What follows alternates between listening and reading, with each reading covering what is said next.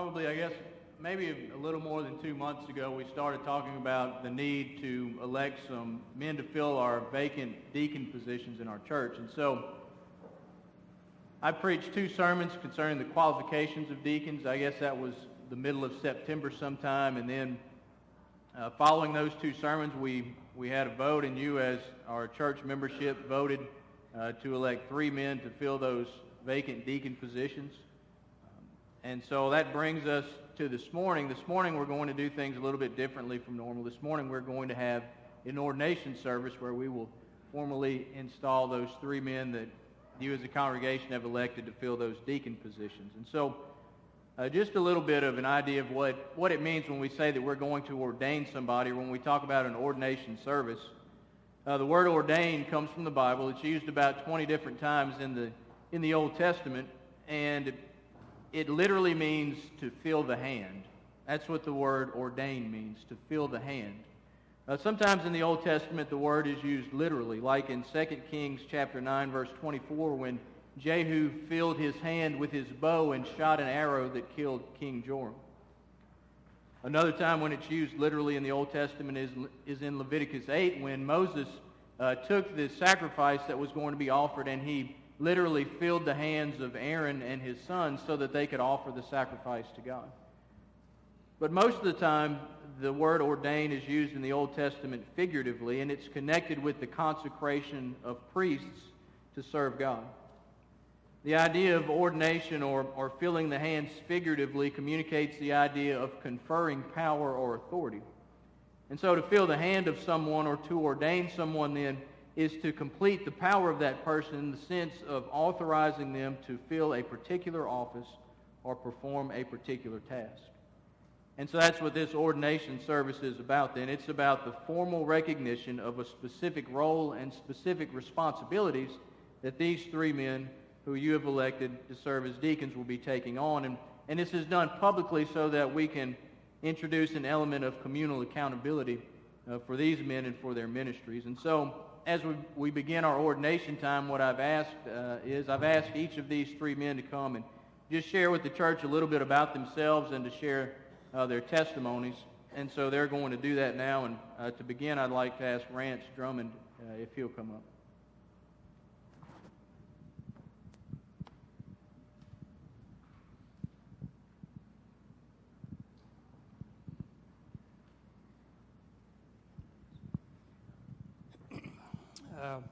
My name is Rance Drummond. My wife and I moved here we moved here in 91. Anyway, we're from Camden, Arkansas. My wife, some of you may know, is Susan. I have a son, Kason, daughter, Nicole. Anyway, we moved here through work, and I would say probably there was a period of time there that we were not within God's will. We were not actively involved in church, but there came a time when, I grew up in church, and I knew what all that was about. So anyway, we got back involved in church, and so I would just also say that I was brought up going to church each day. I was saved at the age of 12. Through evangelist Harold Latham back in 1976, I guess that is. My math is right.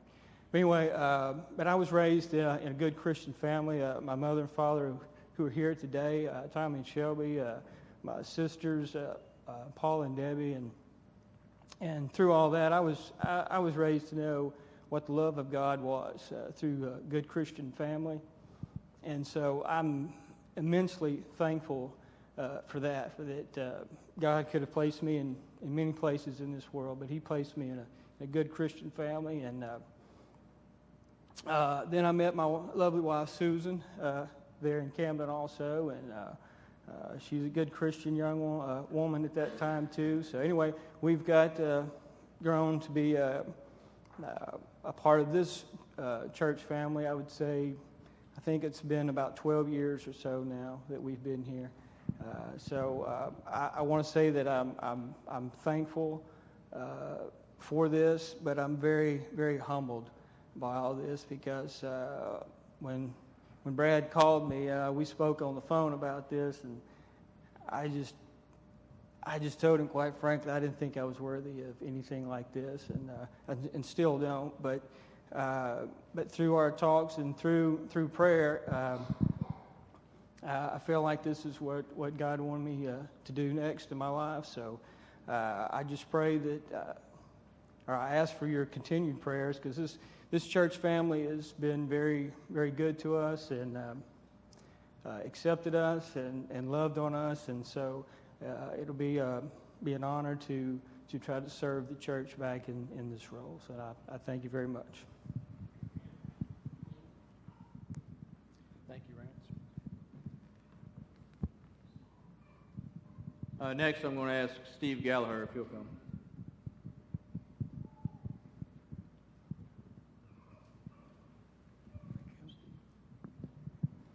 Well, I was given a choice of going first, and Rance took a lot of my material. So,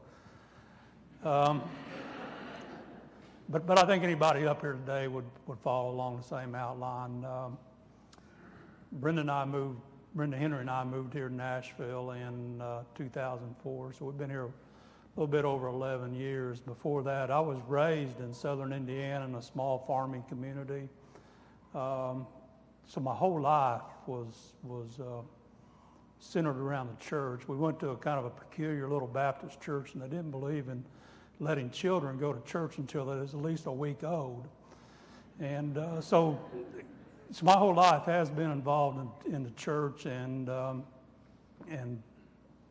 being raised, I was just watched, would consider your elders or the older people, and how godly they were, and how giving they were, and how serving they were to people inside the community and people outside of the community, and giving praise to God. So I was raised in that atmosphere, and I felt comfortable in that. And when I was 12 years old, I asked God to come in my heart, and was saved. And like so many of everybody else, as went off to college and maybe kind of wandered away, and I wasn't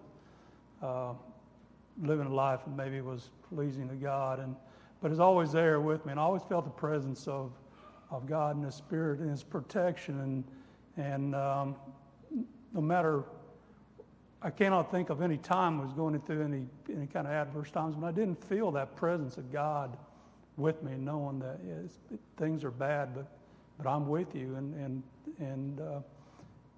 I'm taking care of it. I've got you covered, and in the end, and I just think that's just one of the most joyous things that you could be in somebody's heart, is knowing that there's nothing out there that can really harm you. There's nothing out there that can harm your soul if God is with you.